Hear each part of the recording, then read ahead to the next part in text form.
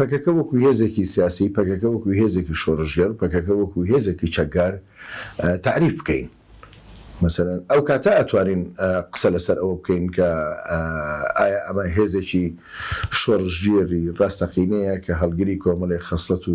سیما و سیفاتی ئینسانی و نەتەوەیی و نیشتیمانی ڕاستەقینەیە، یاخود هێزێکی چەکدارە و مجرد لەسەر کۆمەڵی بنەمای عەقایدی و مەسەبی و مثلەن توندڕەوی داڕێژراوە و وجودی هەیە و با بڵێن لە کاردایە.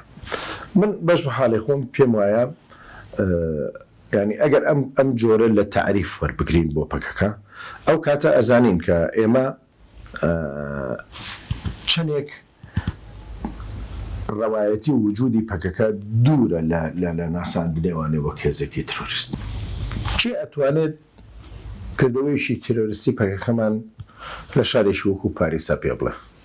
چی ئەتوانێت کردەوەیەکی ترۆریستی و خۆکوژی پەکەکەمان لە شارێکی وەکو پرۆکسلا پێ بڵێ؟ چی ئەتوانێت کردەوەیەکی ترۆریستی پەکەکەمان لە شوێنێکی تری جیهانە پێ بڵێت؟ نەخێر، ئەو لە جەنگیشی ڕەوایە بەرامبەر بە دەسەڵاتێک کە بۆتە هەڕەشە لەسەر هەموو بوونێکی نەتەوەیی و نیشتیمانی گەلێک لە تورکیایە بۆ چوارچێوە و پانتایی خەبات و بەرخودان و مامەڵەکردنەکەی ئەو سەرەتا لەویایە و دوجار لەسەر ئاستی پرسی کوردای لە خۆرهەڵاتی ناوەڕاستە بەگشتی و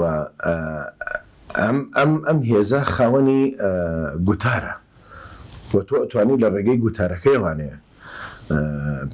مەسەلەن تعریفی بکەیت. گوتاری سیاسی پەکەکە باس لە پرسی ئاشتیەکە، باز لەسەر چارەسەرێکی دیموکراسیانەی مەدەنیانەی سیاسیانەکە بۆ پرسی گەلێک،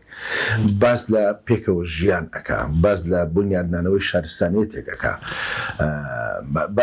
باس لە برەودان بە پێکەوە ژیان و هەڵکردنێکی دیموکراسیانەی مەدەنیانە ئەکات، نەک بە تەنها بۆ گەلی کورد بەڵکو بۆ هەموو گەلانی خۆرهەڵاتی ناوەڕاست. ئەی باشە ئەم بانگەشانە بانگەشەیەکی ینی یونیڤەرساڵین، بانگەشەیەکی تەنانە ناتوانێت لە تعریفی لۆکاڵیشان بۆ بکەیت. ئەم بانگەشەیە کە بانگەشەیەکی جیهانیە بۆ گەلانی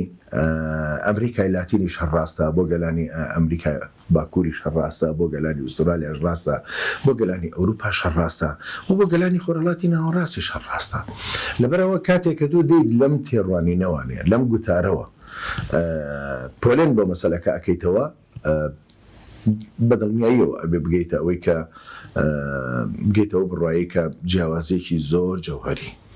ڕاستەقینە لە نێوان ئەم دوو پۆلێنکردنا هەیە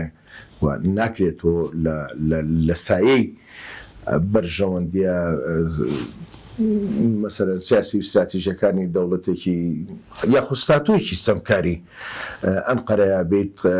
ئیتر لە ڕەوایەتی هەموو پرسێک بدەیت کە ئەوی بەدڵنیە و پرسیار لەسەر هەڵە و چەوتی و سیاسەتەکانی ئەو دائانێت و لە بیریشمان نەچێت ئێستا لە دەرەوەی سیاسەتی حکوومەتی ئەنقەرە لەسەر دەستی ئەکەپەیە لە ناو هێز و لایەنە سیاسەکانی دیکەی تورکیاشا قسەیەک هەیە لەسەر ئەوەی کە ئیتر ئەبێت دانپێدانانێکی ڕاستەقینە هەبێ بۆ ئەوەی کە کێشەیەکەیە ناوی کێشەی کوردە، پرسێکەیە ناوی پرسی کوردستانیە لە تورکیایە و پرسێکەیە کە پەیوەندە بە ماف و چارەنووسی گەلێکەوە لە تورکیایە ئەژین و ناکرێتەوە وەکو هاودشتیمانی وڵاتەکە تەماشایان نەکەیت و ڕێز لە وجودیان نەگرێت و دامنەی بە چارەسەرکردنی پرسەکەیانە. ئەگەر هەموو ئەمانە بڕەبێتەوە هەر لە ئەساسەوە تۆ توانی قسە لەسەرەوە بکەیت ئیتر پەکەکە ینی پاساوێک نامێنە بۆ بوونی پەکەکە. من پێم وایە هەر ناوەندێکی پەرلەمانی، هەر ناوەندێکی کە بانگەشەی خاوەندارەتی لە پرسە مرۆڤایەتی و نەتەوەی نیشتیمانیەکان ئەکات، کە بانگەشەی خاوەندارەتی لە پرسە ئازادی و دیموکراسی و ئینسانیەکان ئەکات، هەر هەڵوێستێک وەربگرێت لە بەرامبەر ئەم پرسەیە و لە بەرامبەر ئەم ناڕەوایەتیە کە بەرامبەر بە وجودی پەکەکە کراوە و من پێم وایە لەسەر ئەساسی پاراستنی بەرژەوەندی استراتیژیەکانی نێوان ئەمریکا و تورکیا ئەمە کراوە و ئەوەی کە ئەمەی کردووە ئەمریکایە، ئەوەی کە ئەمەی کردو تورکیا نییە. ئەمریکا لە پێناوی پاراستنی بەرژەوەندی سیاسی و استراتیژیەکانی خۆیان لە خۆرهەڵاتی ناوەڕاستە دەست بۆ ڕازێکردنی دەوڵەتی تورکیا وەکو ئەندامێکی ناتۆ ئەم تعریفە ئەدا بە پەکەکە ئەجێنان بەر لە هەموو کەسێک ئەمریکا خۆی ئەزانێت یەکی کە پەکەکە ترۆریست نییە. و ئەگەر پەکەکە بە هێزێکی ترۆریستە زانە ئەی بۆچی لە چەندین بۆنە و مناسەباتە کە پەیوەندی بە ئەمن و سلمی دەولیەوە هەیە لە مەنتیقی شەرقی ئەوسا تا ئیسعدادی تیا هەیە نوێنەری دەستگا مخابەڕایەتیەکان و وەزارەتی خارجیەکەی بنێرێت گفتوگۆ لەگەڵ پەکەکە بکات. ئەمە لەبەر خاتری ڕازیکردنی دەوڵەتی تورکیا و مجموعەیە سەفەقاتی سیاسی و تیجاری و اقتصادی حکوومەتی ئەنقەرە ئەمەکراوە لە ماوەی ڕابردووە. ئەژینا عیلاقەی بەوە نییە ئەگەر لەسەر ئەساسێکی ڕاستەقینەوە تعریفی پرسیینەتەوەی و نیشتیمانی کوردستانی بکرێت لە تورکیایە من پێم وایە یەک ناگرێتەوە لەگەڵ ئەمەیە. ئەگەر ئەوان ڕاستەکەن دەی باشە کاکەگیان ئەوە پەکەکەتان بە ترۆریستدانەوە بەسەر ئەو چاوم، بەڵام خۆ دوجار لە دەرەوەی پەکەکە ینی پرسێکەیە ناوی پرسی کوردستانیە، پرسێکەیە ینی پرسی گەلێکە کە لە ململانەیە لە پێناو بەدەزێنانەوەی مافە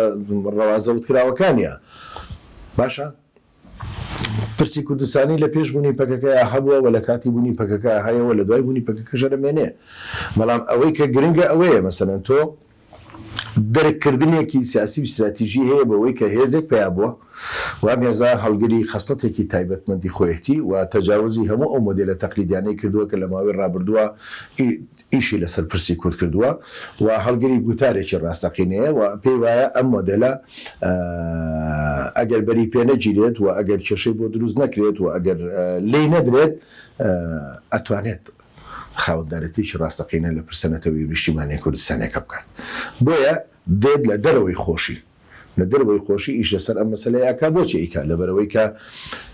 لە کۆی ڕەوایەتی پرسەکە و لە کۆی هەر پشتیوانی و هەڵوێستێک بدرێت کە چاوەڕوانکراوە بێتە پشتی داکۆچیکردن لەم پرسە و لێرەوە ینی ئاماز لە مەسەلەی ناساندنی پەکەکە وەکو هێزێکی ترۆریست ئەوە نییە کە خودی پەکەکە خۆی بە ئامانجگیرا بێت، بەڵکو ئەوەیە کە ڕەوایەتی پرسەنەتەوەی و نیشتیمانی کوردستانێکە بە ئامانجگیراوە. ئەجینا ئەگەر پەکەکەش نەبێت هەر هێزێکی تریش بێت حکوومەتی ئەنقەرە لە چوارچێوەی پاراستنی بەرژەوەندی سیاسی و استراتیژیە میلیتاریزمەکانی خۆیان لە دەرەوەی خۆی دەست بۆ ئەوە بات کە هەر هێزێک بێ خاوەندارەتی لەمە بکات لێ بدات لە ڕەوایەتەکەی بدات و ئاسەنگی لە بەردەما دروست کات و ناشرینی بکات و لە ناساندنی زۆر ناشرینە جێگی بکاتەوە.